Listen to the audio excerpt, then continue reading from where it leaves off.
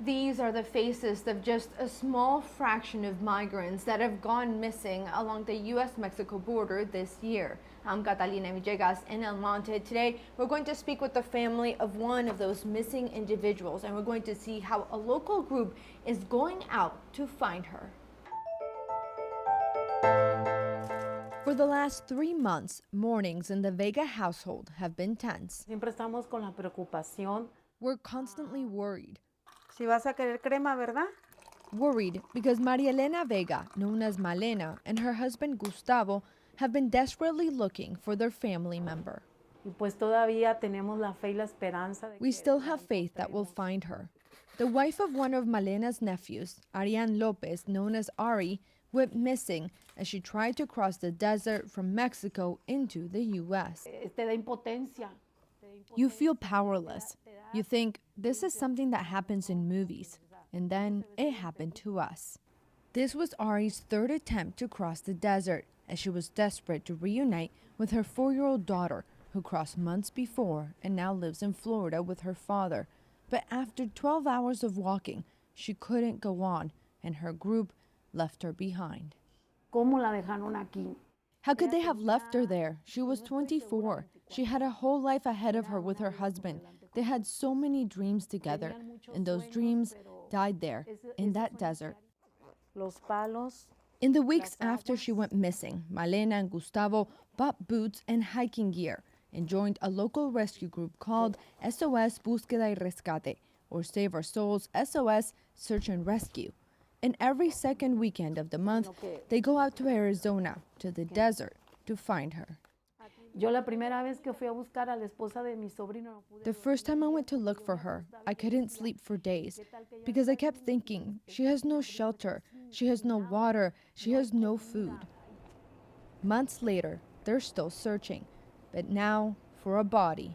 Ahead of their next search, they're going to meet up with the rest of the group, which operates out of a travel agency in El Monte. But Ari is just one of the growing number of missing people the group is searching for. Estos fueron los These are the cases that came in yesterday afternoon. We have 5 new cases. ya no pudo seguir. The founder of this volunteer group is Adriana Carrillo, a travel agent who has spent the last 4 years hiking through the desert, trying to give families the closure she never got. Nosotros perdimos un familiar hace bastantes años. We lost a family member many years ago, and back then there were no rescue groups. So we lived through that anxiety, suffering, and desperation, not knowing what happened. On her desk is a pile of blue folders. Every file is a missing person, a family who hasn't heard from their loved one and has referred the case to Adriana, begging her to please find them. The pile only reflects the cases she's been asked to work on so far this year. Ha aumentado muchísimo desde el tiempo que yo tengo. It's gone up a lot since I've started doing this about 4 years ago. This time, there have been a lot of calls for help. And it's shocking. Yeah. Rebecca Fowler is an administrator for Humane Borders, an organization which maintains water stations across the desert and tracks the death coordinates of migrants, plotting those on a map. There were 43 different sets of human remains that were recovered by Pima County in the month of June, right?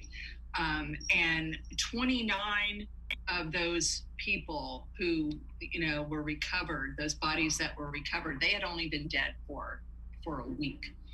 127 sets of human remains have been recovered so far this year. That's compared to 96 this time last year. Most die from exposure and hyperthermia.